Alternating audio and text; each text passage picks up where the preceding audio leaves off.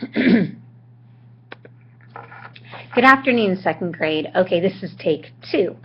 All right, welcome to my YouTube channel, which is here to help you. What I'm looking at is the overview of your week 1. Looking over here, it says week 1. Now, I know you're reading 3 stories. The first 2 days you read Little Flap Learns to Fly. Looking at this, I know that we're wanting the students to be able to know how illustrations and words the author uses helps us know how Flap feels about flying. So what I would like to see in your classrooms is probably a T-chart that you've done up on the poster chart or something so the kids can remember it the next day. Is on one column have illustrations, the other column label it words the author uses. And as you're doing your closed read and you're looking at those illustrations, what illustrations helped us understand how Flap felt about flying, and what words did the author use to help us understand how Flap feels? Because the whole purpose is knowing how the character felt.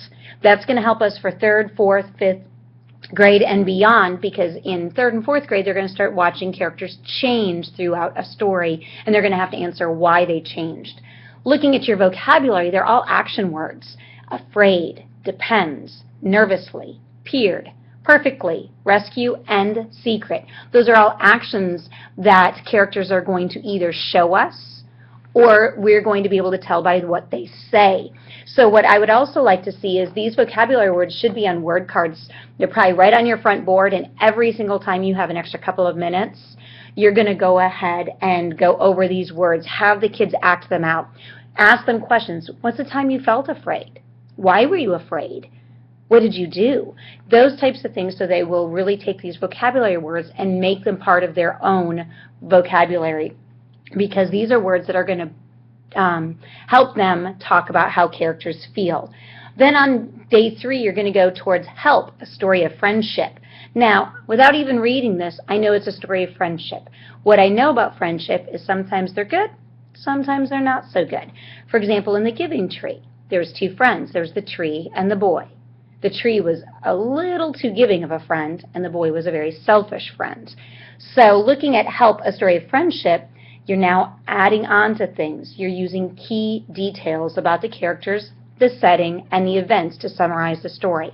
So first of all, you're going to have a chart of some sort where the students can come and tell us who the characters are, tell us what the setting is, and what the key events are. What the hard part about doing summaries, you'll have those students who can memorize every story.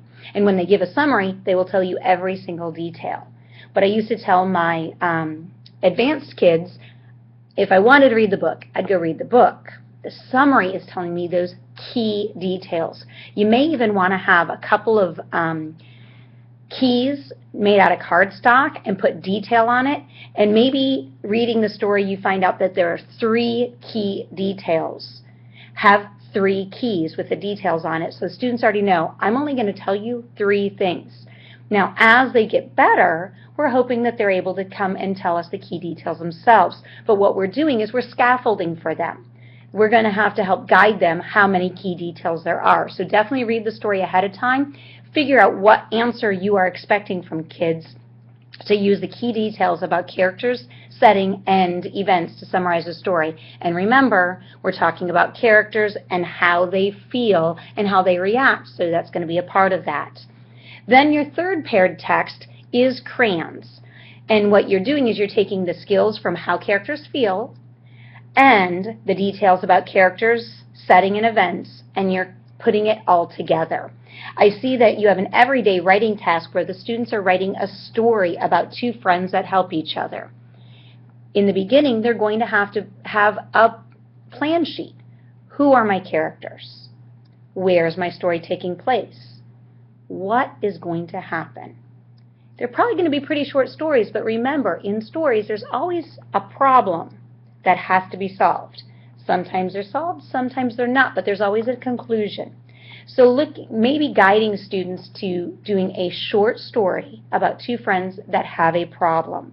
That will guide students to be able to quickly organize their writing, but still give you something to help guide them through the writing process. Also, I know in grammar, you're focusing on sentences.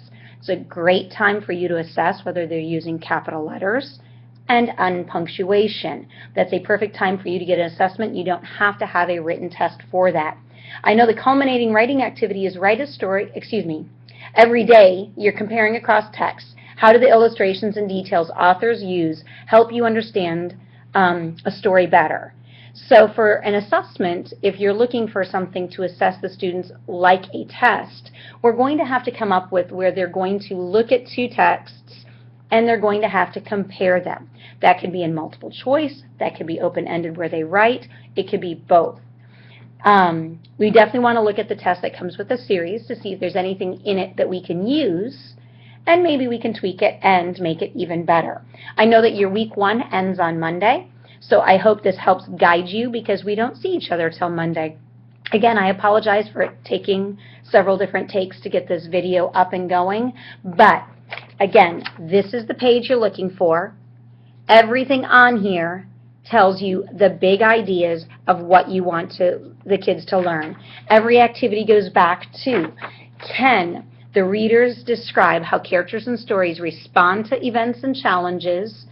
Can they answer how key details help them understand the story in text? And can they explain how illustrations and images help us understand a story better? That's 3 of the main essential questions for this unit. So that is what you're testing on. I hope this helps. Bye-bye.